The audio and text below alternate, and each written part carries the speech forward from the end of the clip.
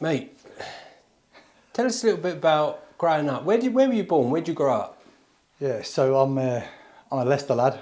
I was born in Leicester, in a little village called Hever, out near Ibstock. My mum and dad split up very early on and stuff. My mum moved to Leicester, and that's where I moved then. I moved to Leicester with my stepdad and my mum from about the age of 2. And I really, we settled in Leicester for a lot of years.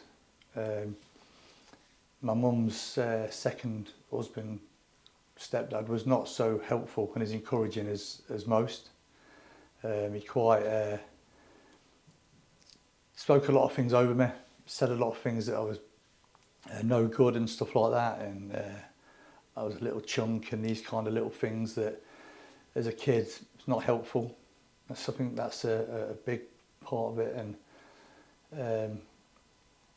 my mum got married again a while later, but from the age of about 2 till I think it was 11, her second husband was was always in the pub and stuff like that.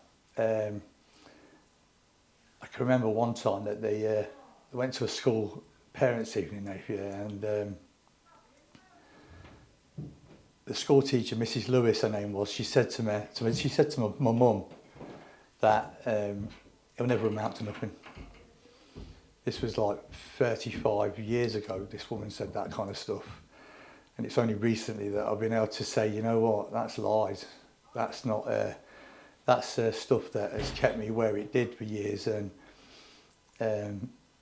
I always say to the guys now that I guarantee you Mrs. Lewis won't be speaking about Gaz Kinton now, but I'm here because these have power in these words. These are the things that we've been mindful. But yeah, growing up I was an active kid. I was in the football team, the rugby team, the cricket team, the basketball team. Yeah, I fitted in pretty well with most lads, and I got on. I always I tried to be the man at some point, kind of thing. I always tried to be the joker or go the extra mile. A lot of lads would say that I never stopped, kind of thing. It was one of them that when they'd be going home, I'd be wanting to go another few hours and stuff. So yeah, just have a drink, sorry.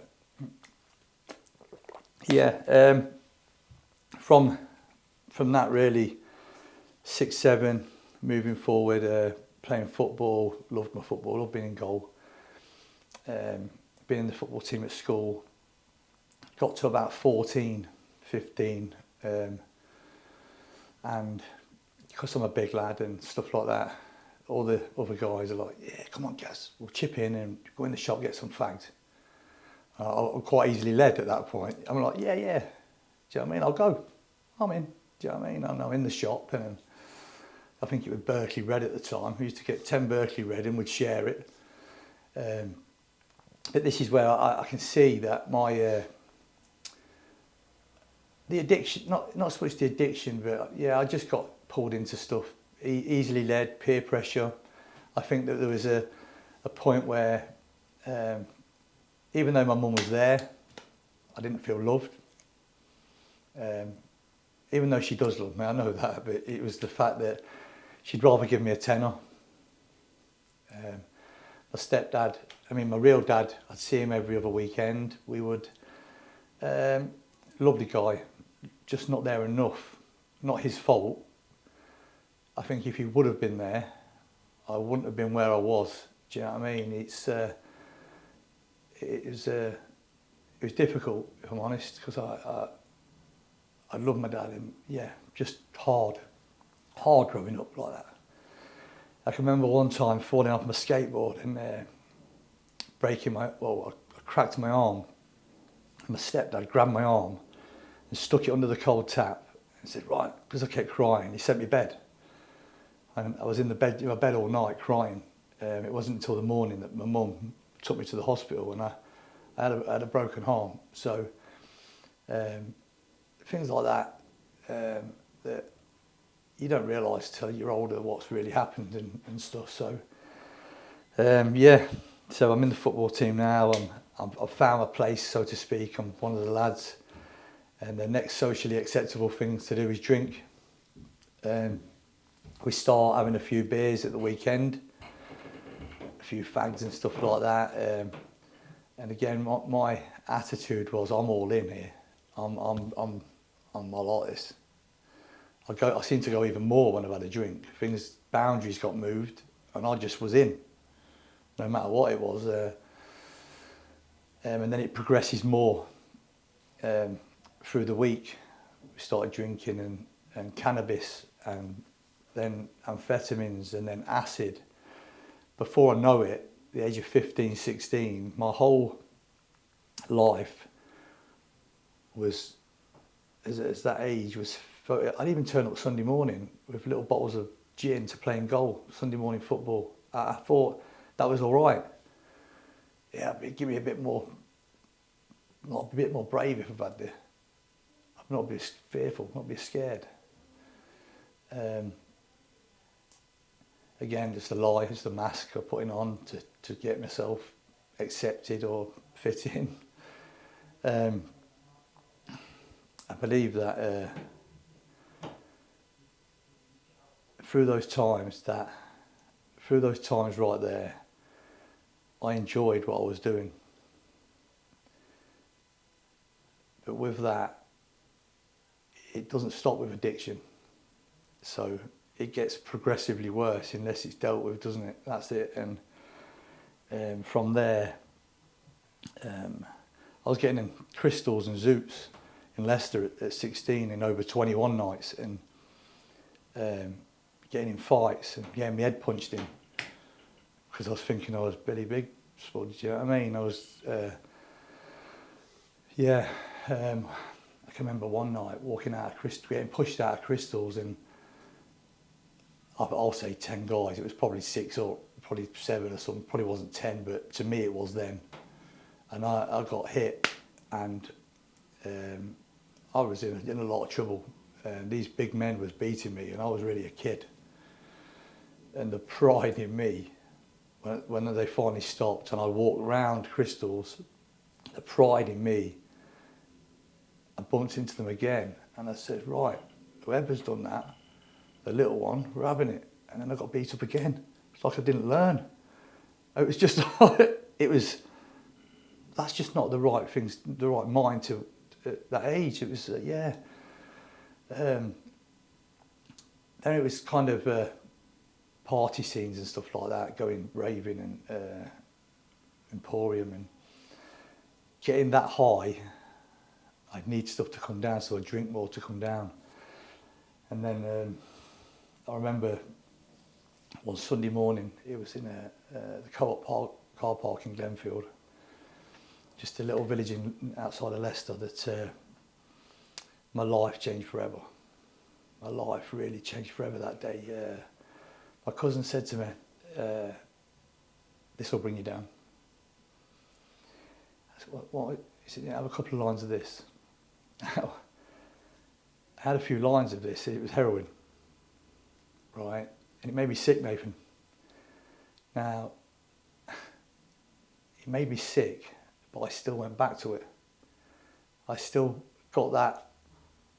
It did bring me down. It made me sick for that short time, but it brought me down, and it put me in a bubble of cotton wool for that short time. But then it was bosh, it was off again. And it was really, I was here, but I wasn't present. I wasn't here. Do you know what I mean? I was working as a YTS bricklayer on the Leicester City Council, building garden walls, and I nearly did it, nearly finished it, and even to that, I'd turn up and I'd be being sick, so I'd have to stop and go, and my mum and stepdad at that point, because I started nicking money off them and fighting with my stepdad, and I got kicked out. I got kicked out at about 17, 18, that was. Obviously started the heroin at that point, so my attitude was I don't care. I was sofa surfing, sleeping around, And then someone says, if we go in here, we can nick this. If we nick this, we can take it back and get that, and we'll be able to get gear with that. I was like, right. Oh, so we ain't even got to sell it. We can nick it, take it back, they'll give us cash back. Right. So we did that for a little while. Started to get arrested every now and again, seeing it as just an hazard to what I was doing, really. Again, with heroin, it's normally crack cocaine that comes, and drinking as well. And again, that's what happened to me. That's what happened. I got progressively worse through the heroin addiction, and my shoplifting went to another level. In 1999, I was getting arrested regular, and I was fearful of going to jail, so I started running for a drug dealer, dropping gear off. Little did I know that he'd been watched by police for a little while. Then he'd sold to undercover police officers, and we both got arrested. Got put in a Euston Street police station for 3 days while they questioned us, and I thought, again, this is me people pleasing, yeah. I said, yeah, in the end, because I was doing my head in there. It was only a little bit as well. It's mine. Oh, so that's yours? I said, yeah. He said, right, well, you do know that we found the gear on Mr. 10-year-old daughter. I said, no, I didn't. He says, okay, so that gear's yours, yeah. When we match that gear up to the undercover police officers, we'll have you for intent to supply and then conspiracy. So these was, I was just an addict. All of a sudden, I'm trying to accept it to get out, and I'm getting whacked with all these big charges. So in 1999, the first day after Man United won the treble, I went to jail. I went into Leicester prison, and wow, that's another level of darkness. Yeah, when you go into that place and the gate shuts behind you, you know you've arrived in a place that's you're going to be challenged, especially as a young lad. I felt scared, I felt vulnerable, and I didn't know what to expect. But it didn't stop me. I kind of, again, I fitted in. I learnt from it. I listened to other people, bad people that was giving me bad advice. And it went on for a lot of years. I got out and started shoplifting again. Got to the point where I'd been barred from every shop in the country. I wasn't allowed in anywhere. From that, on one of my last sentences, I got out and I got met my ex-partner, and she got pregnant. Our best thinking was I'll stop shoplifting and I'll start drug dealing. So for the last 10 years of my addiction, I was sat in a house in Beaumont Leeds. I was selling small amounts of heroin and crack cocaine. My missus was pregnant, and then 2 years later, pregnant again. So I had two little girls, we had two stepchildren. I was putting my children around all this. I was getting raided regular. 1 week I got raided every day for me or my stepson. My whole life was just dark. I woke up and I just went after it. Whatever it was, I could just have it. I didn't know a way out. I sat in Beaumont Leeds, and I used to say I want to get clean, but I don't know how. I need to renew my mind. I need to change this, but I didn't know how to. And I say this now, but I know we say where Jesus gives us a way out in everything, and he does. But in those times, you don't see it. I didn't see it there. And I even joked about it. I thought, I'll end up like one of them born-again Christians doing all this. And it's flipping come so right I am. And it's so powerful when I look back and I see that he was there. And I can see the I only had to get on my knees, really.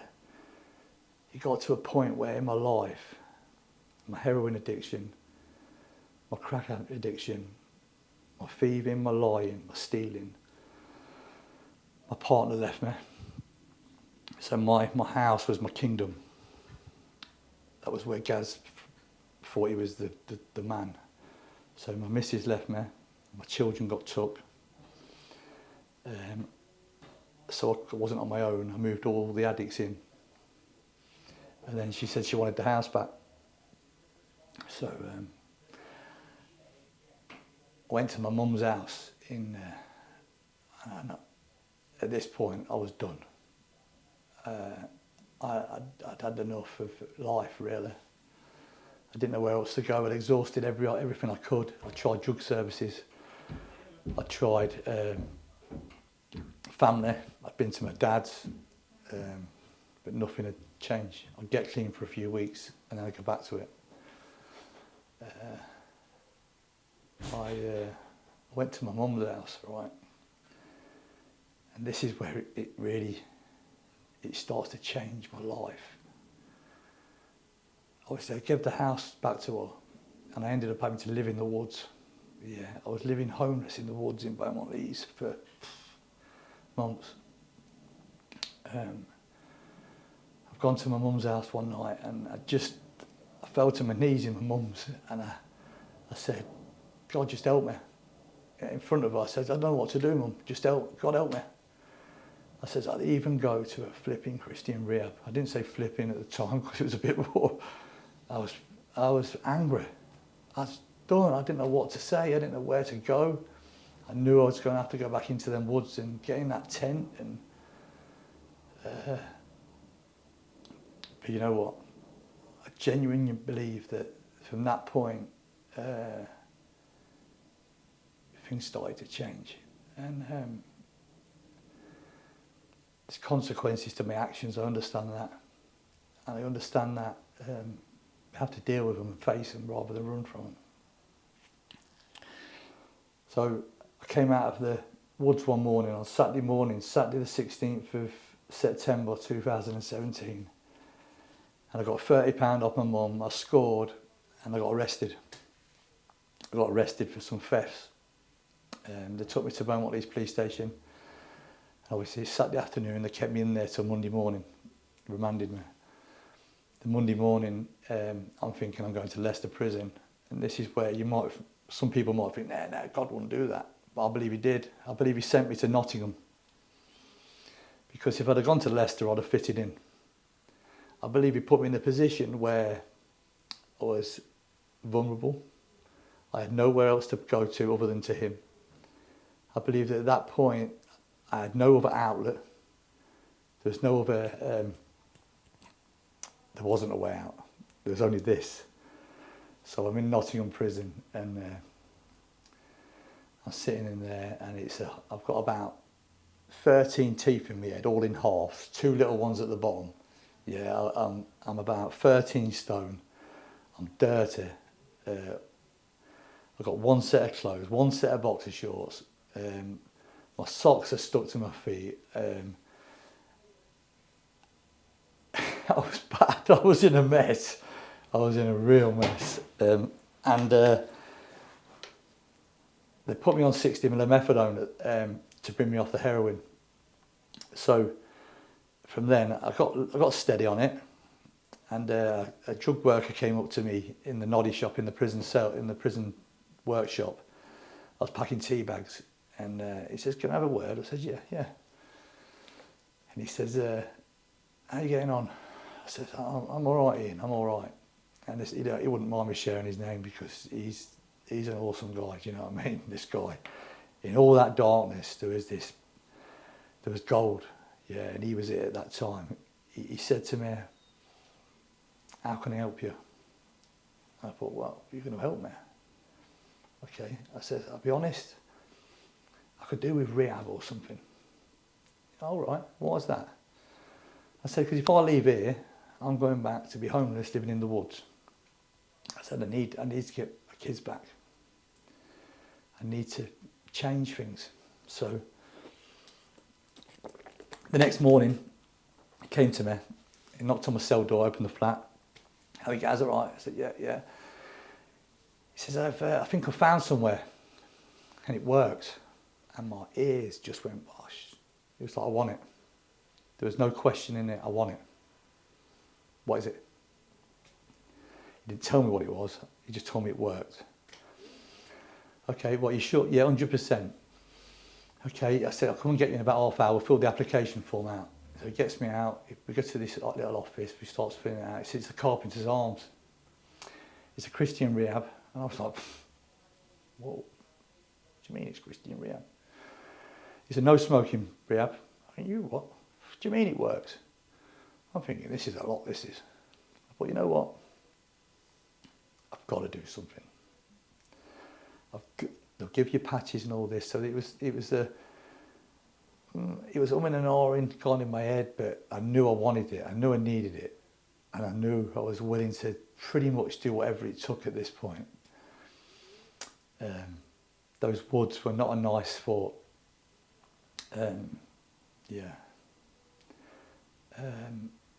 So I reduced my methadone from 60 down to 10, and I stopped on 10 mil. On the 20th of November 2017, I stopped my methadone. Wow. Yeah. The first time really in 24 years that I'd been, and it was a choice to do it. Normally it had been took by that kind of stuff. I chose to do it on the understanding that on the 14th of December, the Carpenters Arms was going to let me come here. So I put some work in at that point. On the 14th of December, I walked out of Nottingham prison, and one of the staff picked me up at the gate.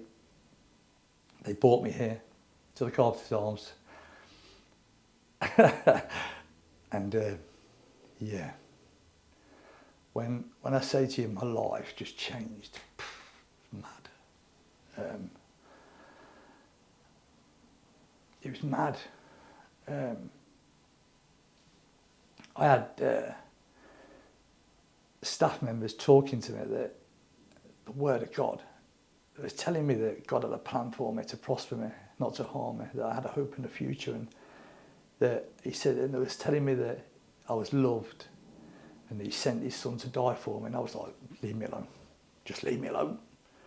I weren't having it. But you know what? One staff member would go off, Stuart his name was, and then Adam would come on. It was like he was relentless. Bosh, bosh. And there's a worship song, isn't there? The reckless love of God, how he chases. I see him coming after me at that point, right? And for me stepping towards him in this centre, he started to give. 2 weeks of being here, I seen my little girl through clean eyes.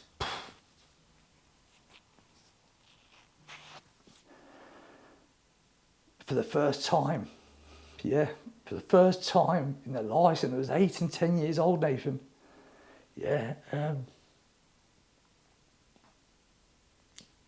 It kills me to think that I'd lost it, but and he gave me back. And that was just by being here. Just by being here, this was happening. So I started to get very grateful very quick. Yeah, my attitude went.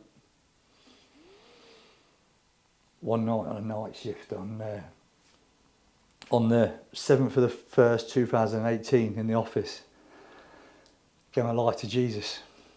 Probably a little bit selfish at the time. I wanted to be forgiven. That was the truth, yeah. That was the truth. But then when he understood that he'd have done it, and if it was just for me, he'd have still done it. Then when it got explained to me more that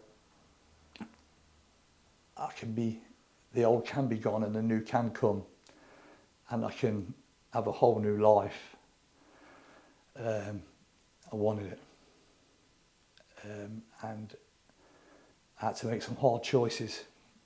Some relationships had to be gone. I had to put some boundaries in.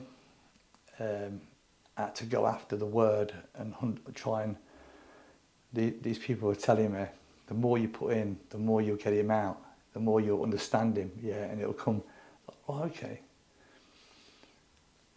Because I didn't get it to start with, obviously, not a lot of people really do, but then when I was reading bits of it, and I was, no, wait, that's what that means, and that's what that means, and once you've got it, once that little touch, you're like, flipping, come on, I want it. So this is the Bible. Yeah. This is the Bible. This is the stuff I used to smoke in prison. Yeah.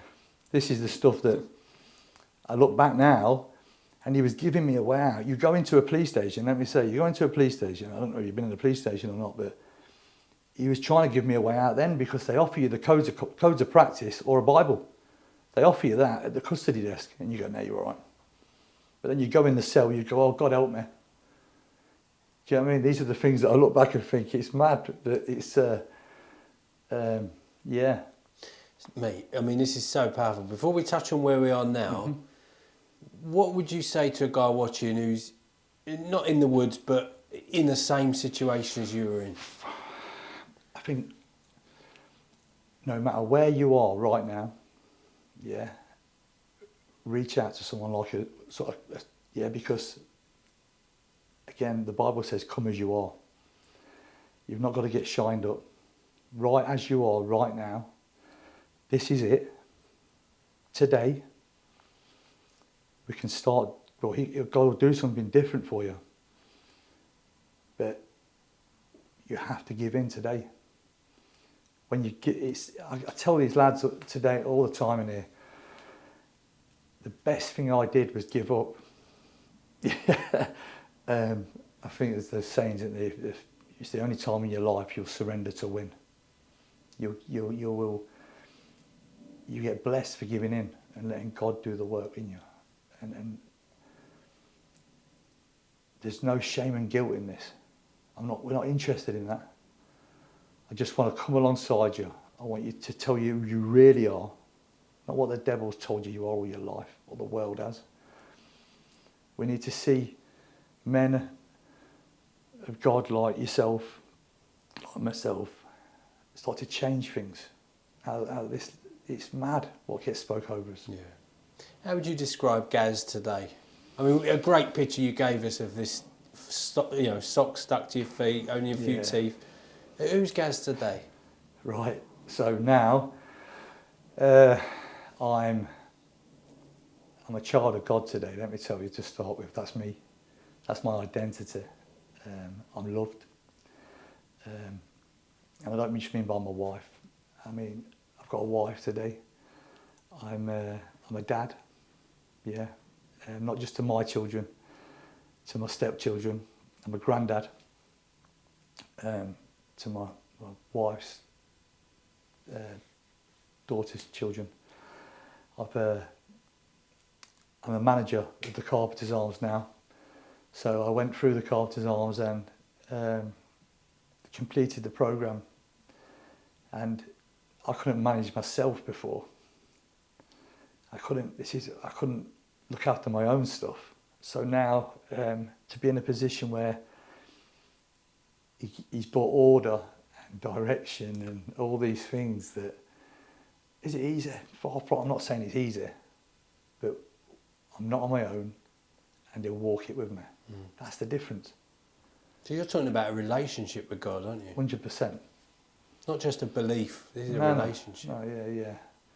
I love it. That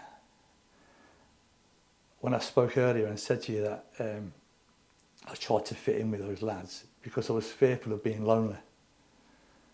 But now I'm not on my own. I'm never on my own. And that's the kicker. I don't have to please you, not being horrible, but no, I have to just be honest, open. Again, it says, in my weakness, he's strong. So when I can admit right where I'm at, he'll meet me there. So, and that's honesty. That's being vulnerable. That's far from arrived anywhere, but being consistent with my little choices and turning up as well. He's given me teeth. I'm blessed so much today, not just with the physical things, but to be able to really, I love nothing more than to see guys get their families back.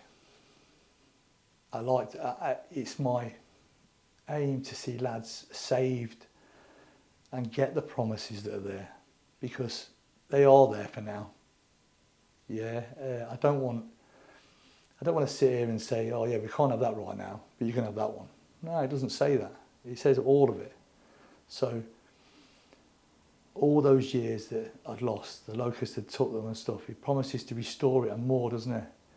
And he has, and he is. I said to you that I got out of Nottingham prison December the 14th. I was really blessed to go back in there 2 weeks ago on Sunday and share in the Sunday service on the Sunday morning.